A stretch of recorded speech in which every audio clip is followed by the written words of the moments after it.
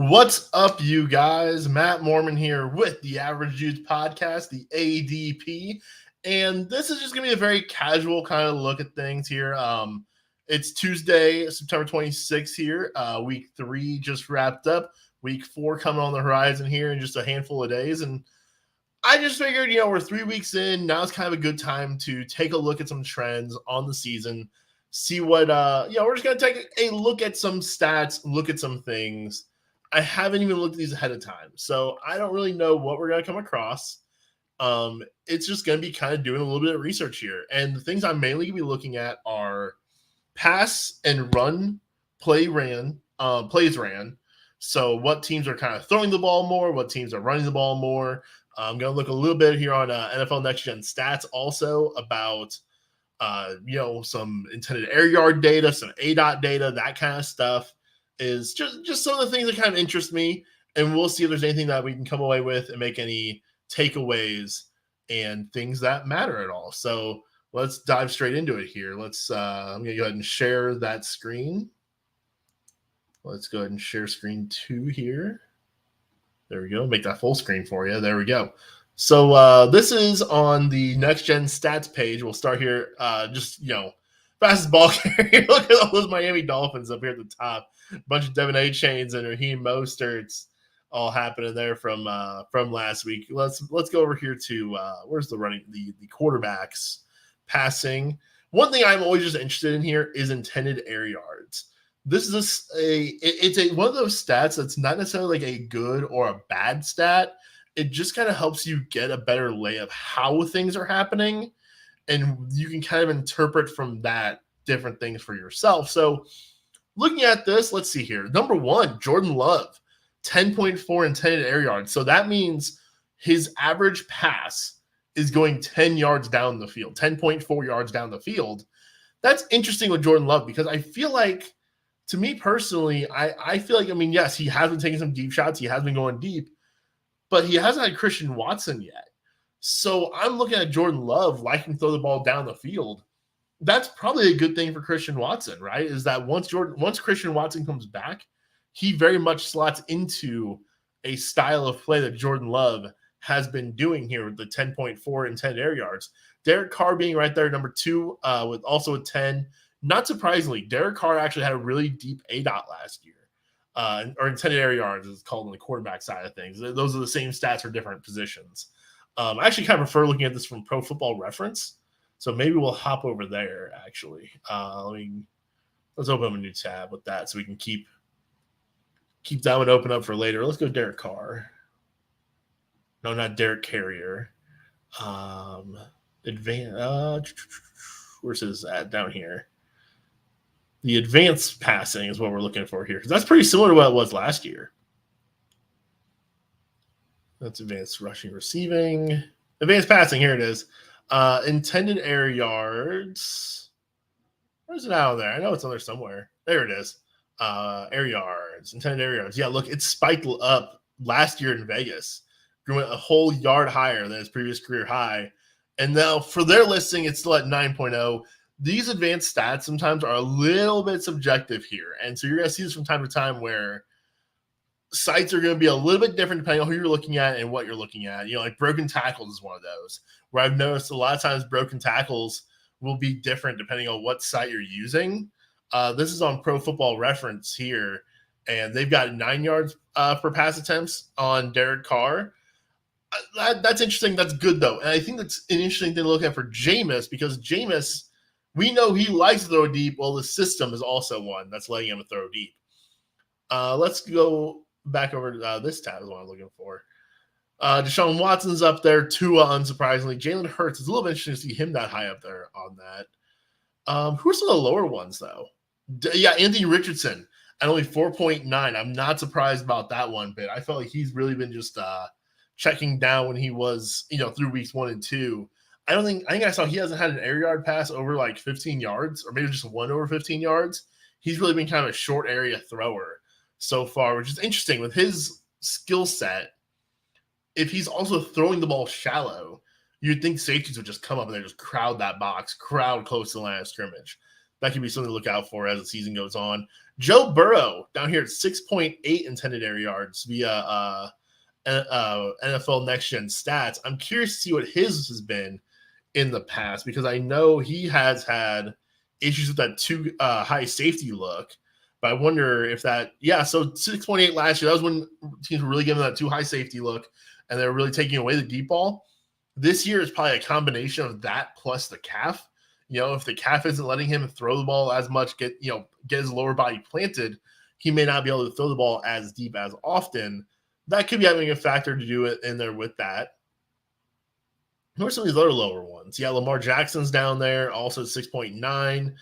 Bryce Young's down there at 6. Desmond Ridder, Gardner Minshew. Trevor Lawrence at 7.1. And Trevor, this is a guy who I feel like this year teams are taking away the deep ball from. I think in week 1, now they actually have him at 7.1 on Pro Football Reference, which is interesting. A little bit of a difference there. I think Trevor, this could also be a bigger picture look for Trevor Lawrence into what's going on here through 3 games. He had a really great first half of week 1. He looked awesome. I remember texting Tanner like, shoot, maybe we're wrong. Maybe Trevor Lawrence is just going to be this year's guy who makes that big leap. Very unimpressive in week 2 against Kansas City. Week 3, also very unimpressive. Got some garbage time yardage against Jacksonville. But really not anything you wanted to see out of Trevor Lawrence. Calvin Ridley has kind of been taken away from the offense ever since the first half of week 1. Christian Kirk has definitely been succeeding. And I think those short area throws are more conducive to what Christian Kirk can do for an offense. Let's take a look at Christian Kirk's ADOT. I feel like he is likely not Christian Kirksey. Christian Kirk. There we go. That's the one we want. Let's go on down here to advance his ADOT. 7.9. So he's kind of a shorter area target for a wide receiver. Up here, you see his kind of 10 and 11s, even that 9.6. That's kind of more what you see out of your typical receiver. Anywhere I'd say from 9 to 12 is kind of your general receivers. Anything under 9 is kind of a shorter one. Anything over 12 is kind of more of a deep ball guy. And so it's just kind of interesting to see that Christian Kirk has had a really strong last 2 weeks. And that kind of goes in line with Trevor Lawrence not getting the ball downfield as much. Let's look at a couple more intended air yards here. Just out of curiosity, there's another Kenny Pickett there. Justin Fields. Let's take a look at Justin Fields' other stats here too. I wish there was a way to kind of sort on NFL Next Gen Stats. For as smart of a website as it is, and as much as it gives out very much smart analysis, I don't love the way the website's actually laid out. Justin Fields is a player I'm very concerned about. And I think everyone is now. I was concerned about him 2 weeks ago. I think the Chiefs game has really made everybody hit the panic button a little bit more on him. I think if you've got him in redraft, sell if you can. I think it depends on your league also. If there's decent quarterbacks available, I think that also is going to be a thing that helps. Listen to that waiver wire show I did this morning if you're looking for some options there. I didn't really have too many great long-term answers for you, though. It's mostly more streamers. Looking at his accuracy here is on target rate, only 70%. That's not good at all. His bad throw percentage, that's pretty darn high, 20. Bad stuff. And only 4 drops. It's not like that's a terrible number there for Justin Fields on that standpoint. Pressure-wise, he's getting pressured actually less than he ever has before. He's not scrambling very far at all either. Look at that. Only 7.2 yards per scramble. Only 12 scrambles on the season so far. And I'm surprised by that. 69 last season in 15 games. I got to try to do some quick math here on what that is. But 69 divided by 15, that's 4.6. So, okay, he's sitting there just a shade behind what he was at last year, actually, for that. That surprised me. I would have thought that number would have been a little bit higher last year because I felt like he was running a lot more when plays broke down last year. Who else do we want to look at? Let's look at some receivers here. Let's go to receivers. ADOT is always an interesting one to me. I'm always kind of curious to see what their average depth of target is. And I do not see it on the NFL Next Gen Stats at the moment. I do not see any ADOT. Where's the ADOT at? Yeah, average separation, though. That's always a way to tell just like who are good football players, right? Like a lot of times that's kind of the case. Or it's tight ends are lined up against linebackers, I guess. That's interesting. A whole bunch of tight ends up there at the top of that, plus Rondell Moore and Curtis Samuel, kind of your gadget receivers. Elijah Moore, 4.3. Jackson Smith and Jigba at 4.2. That's interesting to see that they're kind of scheming him up to get him a little bit more separation, get him a little bit more open. Who are some of the worst guys at separation? Michael Thomas at 1.7, Jonathan Mingo. Michael Thomas, that surprises me. But not really, though. Like T. Higgins, that's a player who never gets a whole lot of separation, but he just wins physically. He can just win those contested catches, and it doesn't bother me that he doesn't get a whole lot of separation. DeAndre Hopkins kind of down here. Similar mold. Same with Drake London. It doesn't bother me that those guys don't get a ton of separation because I just think physically they can just go up there and go get the ball and win that way. Let's see. We've been going for 11 minutes. This is only going to be like a 20-minute or so stream, guys. This wasn't going to be anything too great, too much, too in-depth. I'm just kind of looking around at some stats here. So the thing I really wanted to look at, though, today was play breakdown and kind of see who's been throwing the ball a lot through 3 games, who's been running the ball a lot through 3 games, what's that split kind of been looking like. So first of all, let's just look at pure plays ran. Obviously, for fantasy purposes, we like offenses that run a lot of plays. We want our offenses to be on the field. We want our offenses to be running a lot of these plays because the more plays that happen, the more opportunity there are for fantasy points, right? So interestingly enough, the Cleveland Browns sit up here at the top in plays run at 220, then the New England Patriots. There's not a whole lot of great fantasy goodness coming from those 2 offenses. But then you look at the Philadelphia Eagles, Dallas Cowboys, Indianapolis Colts, and the LA Rams. I feel like that Rams number is probably coming down after last night, I would have thought. But what's interesting there is it's teams, and I think the volume of plays is really helping buoy some of these players up, right? Like you think about the Rams, it's kind of been very volume-based, right? Kyron Williams, not that good, very volume, though. Like he gets a lot of the rush attempts. He gets, I think he had 7 targets last night. So it's a guy who isn't necessarily efficient with the ball, he just gets a lot of opportunities. Stafford hasn't been a great passer, thrown for a lot of passes, though. And that's led to 2 300-yard games in the first 2 weeks. Puka Nacua has been very good, but part of being very good was also getting, 20 targets in week 2 and 15 in week 1. So just a sheer volume play has kind of really helped those Rams guys be a little bit more relevant. Kind of at the bottom here, it's going to be some stinkers. Chicago Bears, Arizona Cardinals, Tennessee Titans, Vegas Raiders, New York Jets. And, man, you just got to wonder what the Jets' pace would have been like with Aaron Rodgers. Would this offense have been more useful with Aaron Rodgers? And what would that could have meant for a guy like a Garrett Wilson? Yards per play, Miami is just broken right now.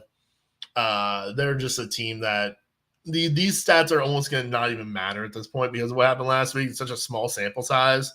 And last week was so crazy that it won't even really matter for them. Just know the Dolphins are awesome and they're amazing. And I should have put money on them to win the Super Bowl this year. And I'm kind of kicking myself over it. Behind them, the Vikings. That's interesting. Even with how bad they are running the ball, still 6.2 yards per play. Chargers, 49ers, Chiefs, Lions. A lot of teams you expect right there. Then Cardinals and Broncos. That's interesting to have those two kind of be in the top 10 in yards per play. This is good news, though, to have teams in the top half of yards per play. That's kind of what you want also. You want to be attached to good offenses. Good players are on those teams, and that's going to help those fantasy points come along. All right, let's see. Who are the most pass-happy offenses? Vikings, of course, they're number 1. Carolina, that surprised me that they're number 2 because, well, gosh, look, they only have 400 yards or 600 yards and 4 touchdowns through the air, though. I would not have guessed them to have so many pass attempts, not going to lie. Even though they've been trailing and they've been bad in every game, I would not have guessed them to be second in the league in pass attempts. I would have guessed the Rams and the Chargers. They would have been my picks for the next up there.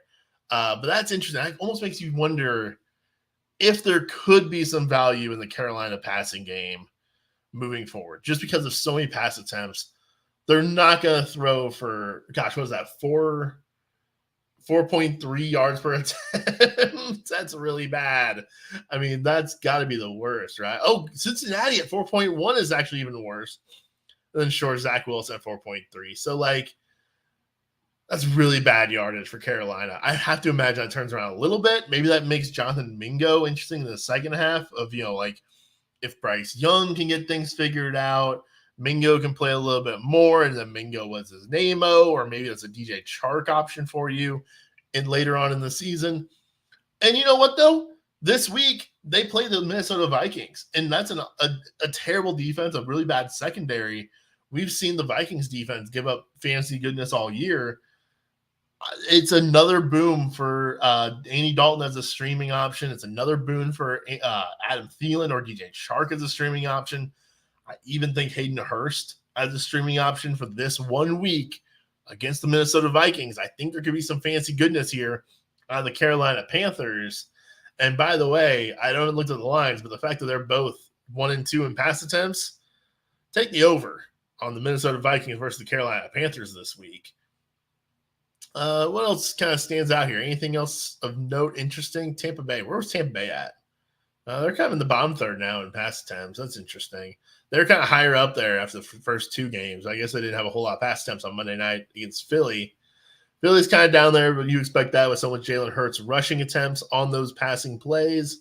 He tucks it in a lot of times. Where are the Ravens at? Towards the bottom. 86 pass attempts this season for the Ravens. 4th from the bottom, only 1 ahead of the Jets. That surprised me a little bit because I don't feel like the Ravens have moved the ball much on the ground either. I feel like they haven't really tried that much on the ground. Ever since the J.K. Dobbins injury, then you have Gus Edwards concussion. Justice Hill's not playing now. I think Mark Andrews is a buy low candidate. I think, and this is really kind of just trusting a player you've seen do good things before. I'm trusting that Mark Andrews is going to figure things out and that the offense is going to get better by clicking through Mark Andrews. I was very much a frustrated Ravens fan on Sunday, especially because one of the later drives, I'm trying to remember which one it was. I remember there being a very important, I think it was 3rd down, and Mark Andrews was left in the block. And I'm just like, what are we doing here? Like, it's Mark Andrews. He's one of your best options. Get him downfield. Rashad Bateman's injured. Odell Beckham's injured. Zay Flowers playing well. He's a rookie. They're really scheming him up a lot. I like him in PPR especially. But get Mark Andrews the ball a little bit more here, guys. Who are some of the most run-heavy teams? Philly, of course, not surprising there. Dallas Cowboys at 107. Look, they said they were going to run the ball more. They have ran the ball more. I was kind of calling their bluff a little bit in the preseason because I thought you looked at what Tony Pollard's body style is, come back from the injury. They didn't bring any other backup running backs in. They did bring in Brandon Cooks as a pass-catching option. They brought in a new tight end also and the draft. I kind of thought they were going to throw the ball a little bit more. I was calling their bluff a little bit, not throw the ball more than what they were, but I thought they'd throw the ball more than they have this season. But no, they have stuck to their word. They're run the damn ball. And there you go. 2nd most rush attempts in the league this season. Who else we got? Cleveland Browns are up there. Sure, of course. The Ravens. Okay, so the Ravens have just ran a lot of plays, haven't they? Oh, no. I'm sorry. The Ravens are lower on passing. Of course, they're going to be higher on the rushing. That does surprise me. I mean, 4.5 yards per clip's not bad, but I just, you think of the Ravens offense, think of more efficiency on the ground, and that leads to a team wanting to be at higher attempts. And speaking of efficiency on the ground, this one's sticking out. That's the Detroit Lions, 3.6 yards per carry. So one thing that I noted in the preseason was that teams that were in the upper half of rush attempts were all teams that were over 4 yards per carry. All the teams in the bottom half, I think there was only like 1 or 2 teams that were over 4 yards per carry. Detroit being at 3.6 here. In New England, by the way, not too far behind them at 3.7, and Tampa Bay at 2.8. My goodness. Those are teams that maybe you look at and say, I can see there being more passing volume. Coaches could get a little bit impatient with those running games, and they could see a shift in their offense, and that could be a great thing for Jared Goff. I feel like they're already kind of a more pass-lenient team. 103 attempts, where does that put them at? Right there, middle of the pack. But yeah, I feel like that already kind of puts them – I'm surprised they're 7th in rush attempts with David Montgomery's injury for a week already having impact. But it is only 3 games. That's an important thing to remember. We're not that far into the season yet. These are very small sample sizes we are dealing with, and things can always change. I do just want to, again, reiterate that the Patriots here at 3.7 yards per carry, I could see them getting impatient, getting away from it too. That'd be a bad thing for Mondre Stevenson, but maybe he can get involved in the passing game once again, and that could be really good for him. And then that abysmal 2.8 yards per carry for Tampa. Not to say yard per carry is everything. I think from a team standpoint, it does kind of show what your offensive – it's more of an indictment of offensive line play than it is running back play sometimes. I just think it's really, really hard to see a team still be middle or higher in rush attempts if you're only getting 2 yards per carry on that. I think it's just really hard to see them stick with that, no matter how much the coaches might want to. So that might be a long-winded way of saying buy low on Chris Godwin. So, guys, that's pretty much going to wrap it up for me here today. Again, not too much here going on with this live stream. Just kind of a Tuesday afternoon where I was looking at some stuff. Thought I'd kind of take a look at some of these player breakdowns, these team breakdowns, on kind of who's a bit more run heavy, who's a bit more pass heavy, and what that might mean. You know, if there's any players that could maybe benefit from that. So, hey, be sure to like and follow the podcast right here on the YouTube channel. Be sure to check out the podcast on Spotify, Apple Podcasts, Amazon Music. Take it with you on the go that way. And hey, check out that waiver wire show. We just ran it earlier today. I told you all about the good pickups for today. All of the guys, Tank Dell off the top of my head, Devin A-Chain, of course, if he's available. Get those Chargers receivers in there. Joshua Kelly. No, sorry, not Joshua Kelly. That was the Chargers running back. You might be dropping him. Quentin Johnston and Joshua Palmer being those two guys. A little Luke Musgrave action at tight end for you. Maybe even a Matthew Stafford or a Russell Wilson at quarterback. And you know what? I'll throw in a bonus one here for you with CJ Stroud. He could also be a streamer this week. So be sure to go check those out, guys. Get all that good stuff in. Get those waiver claims in. Waivers are very important. I would argue waivers are sometimes more important than even your draft. So be sure to get those waiver claims in. Pick up those players midseason who can make a difference, help you win the league. And I will see you guys later on this week. I'll give you guys a little preview of each game, kind of things to keep an eye on, trends to watch out for as we head into Sunday. And Tanner, he'll have all your rankings and all your starts and sits for you. That's all coming up later on this week on the ADP, the Average Dudes Podcast.